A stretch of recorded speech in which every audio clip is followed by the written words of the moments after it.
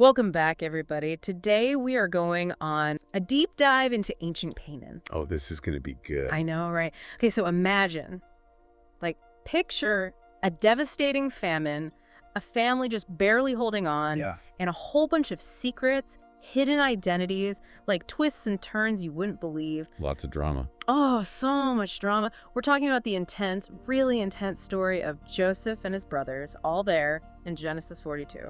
It is a story that has really stayed with people for centuries. You know, it's not hard to see why. Because it's about betrayal, forgiveness, Right. the whole mess of family relationships. It really is. It's not just some old story. It's a reflection of all of us, our struggles. Absolutely. But before we really jump into the story, can you give us some background, for anyone who might not remember all the characters? Sure. So at the center, we've got Jacob, the patriarch. He's got 12 sons. 12 sons, wow. Yeah.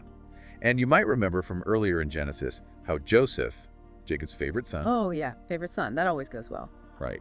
Well, he was sold into slavery by his own brothers. They were jealous. Oh, man. Yeah. And they told their father he was killed by a wild animal. Oh, that's awful. Awful, right? This is classic sibling rivalry gone wrong. Exactly. Really wrong. Yes. And that is what sets the stage for everything that happens in Genesis 42. Years pass. The brothers think Joseph is dead. Right. And now, bam, a famine hits. Oh, so they're desperate for food. Desperate. Canaan is hit hard. Jacob hears there's grain in Egypt. Makes sense. So he sends 10 of his sons on this, dangerous journey to buy food. Okay. He keeps Benjamin, the youngest, home. He's too afraid to let him go. Oh, yeah, after what happened with Joseph. And you can imagine how hard that decision was. I can't even. Sending your sons, into who knows what during a famine. Yeah. Especially after, It's just like layers of anxiety, echoes of the past. And here's where things get really interesting. Okay, I'm listening. The brothers have no clue. No clue that the one they wronged, the one they think is dead, he's the key to their survival. Wait, are you saying? Joseph. He's alive. He's risen to power in Egypt. He controls the grain. Oh, wow. Talk about an awkward family reunion. Right. You imagine their shock, the fear. Oh, wait, wouldn't they recognize him right away? I mean, he's their brother. That's the thing. That's where it gets tricky. Joseph, he sees them, and he knows who they are, but he pretends he doesn't know them. Oh, wow. He acts like a stranger, even accuses them of being spies. That's a bold move. What was he thinking? Was he testing them? For centuries, people have debated it. Really? Oh, yeah. Some say it was a strategy, see if they've changed, if they regret what they did. Okay. Others think it was about power, revenge, a chance to turn the tables. It's just, wow. Makes you think about human nature. Doesn't it? Forgiveness, holding grudges. That's the effects of all that. So how did the brothers react? I mean, they need food, but now they're facing, this big Egyptian official who thinks they're spies. Right. They are in a real bind. They plead with him, Yeah. saying, we're honest men. Honest men. But the irony, right, the past actions, totally different story. Yeah, that's got to be one of the most ironic lines in the whole story. Oh, for sure. So Joseph, he's not convinced. To test them further, he demands they bring their youngest brother, Benjamin, to Egypt as proof. Oh, wow. Another test. He wants to see if they've really changed, if they'll risk another brother after what happened to him. Oh, man. High stakes. What about Jacob? Right. He already thinks one son is dead. Exactly. Would he ever agree to send Benjamin? It's like sending him into, I don't know, danger. You're right. This demand throws the whole family into chaos. I bet. Jacob is just consumed by grief and fear. The brothers, they're caught in the middle. Oh, man. That's rough. So they go back to Canaan, empty-handed, with Simeon as hostage.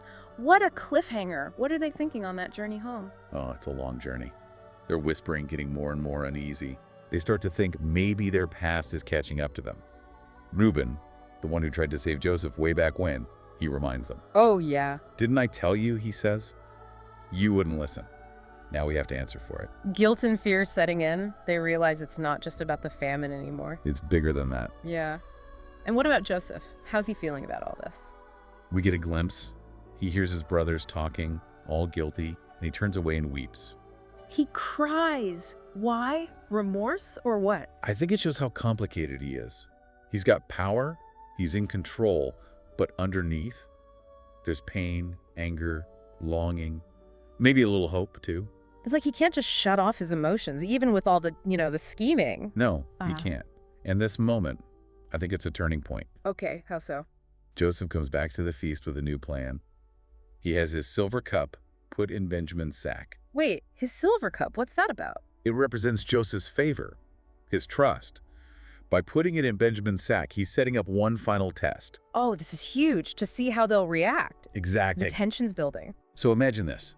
The brothers leave, feeling relieved, like they've passed the test. Then bam, they're stopped, accused of stealing. They're searched, and the cup, it's in Benjamin's bag. Whoa, that's a big twist. They're horrified. They deny everything.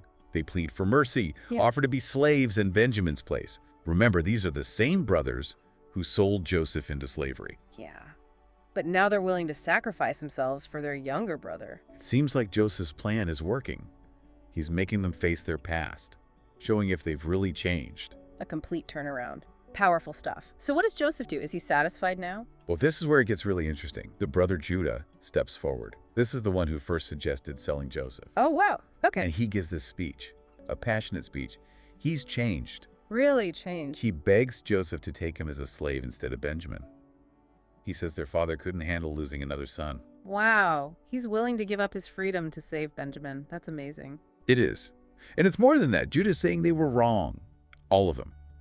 He admits what they did to Joseph, how cruel they were. So he's asking for forgiveness, not just for himself, but for all of them. You got it. And I think that's what gets to Joseph. He can't hide it anymore. He can't. So what does he do? He sends everyone else out of the room, just him and his brothers. Yeah.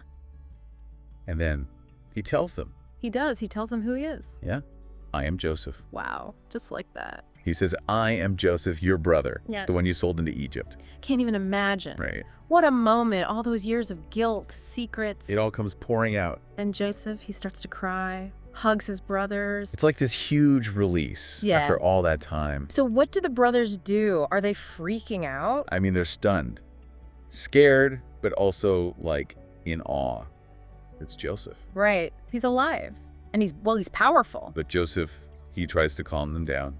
He tells them he sees God's hand in all of this. God's hand. Yeah, like it was all part of a plan to save him and to save his family. And even, he says, to save Egypt. It's hard to wrap your head around that, seeing like a bigger purpose in all that pain. It is. But that's Joseph. He's forgiving them. He sees the good. That's incredible. So what happens then? Does he punish them? No. He actually sends them back to Canaan with wagons full of food. Really? Wow. And he sends a message to their father. Come to me, he says. Don't wait. Come live in Goshen near me. Bring everyone. That's like the opposite of revenge. Total opposite. He wants his family close. He wants to heal things. So what does Jacob do? He goes to Egypt with the whole family. It's this incredibly moving reunion. Jacob and Joseph, after all those years. That's like something out of a movie. It is. It shows you how strong family bonds can be. Yeah. How powerful forgiveness is. And how even when things seem hopeless, there's always a chance for things to get better, for love to win. This story, it makes you think about forgiveness, reconciliation. It does. It makes you look at your own life, the times you've been hurt, the times you've hurt others. Makes you want to be more like Joseph, maybe. Yeah. To forgive, to let go of the anger. Because that's what leads to healing, to peace. Absolutely. It's a timeless story, always relevant. Next time you're struggling with a relationship, remember Joseph. Remember that forgiveness. It's not easy, but it's the way forward. I love that. Okay, well, this has been like a real roller coaster of emotions. Thank you so much for walking us through the story of Joseph. My pleasure. It's a powerful story. It really is. And to everyone listening, we hope this deep dive has given you something to think about, something to hold on to. And then he just loses it. He does, breaks down. Yeah, he starts crying. He can't even speak at first. Wow. I bet that was intense. Oh, it was. And the brothers, they're just frozen.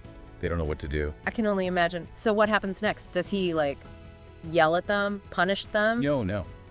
After a minute, he collects himself and he says, I am Joseph. He says it, finally. He says, I am Joseph, your brother, the one you sold into Egypt. Whoa. What a moment. What did the brothers do? Nothing. At first, they're speechless. They can't believe it's him. But then they're terrified. Yeah, I bet. I mean, they did a pretty awful thing to him. Right. But Joseph, he sees their fear And he says, don't be afraid. He says that. Yeah. He says, you meant it for evil, but God meant it for good, to save lives. Mine, yours, all of Egypt. So he's not holding a grudge. No. He's actually grateful for what happened. He sees the bigger picture. That's amazing. It takes a really big person to see things that way. So what happens to the brothers? Do they go back to Canaan? They do. Joseph sends them back with wagons full of grain, and he tells them to bring their father back to Egypt. He wants his dad to come live with him after everything that happened. He does. He tells them to bring everyone, their families, their flocks, everything. He wants to take care of them. Wow. That's incredible. What a story. It really is. It shows you the power of forgiveness, how it can heal even the deepest wounds. It makes you think about your own life, you know, the people you need to forgive, maybe even yourself. Absolutely. And it reminds us that even in the darkest times, there's always hope. I love that. Well, this has been an incredible deep dive. Thank you so much for sharing your insights with us. It's been a pleasure. And to all of you listening, we hope this story has touched you in some way. We hope it's giving you something to think about, something to hold on to. Until next time, keep searching, keep questioning, and keep believing in the power of forgiveness.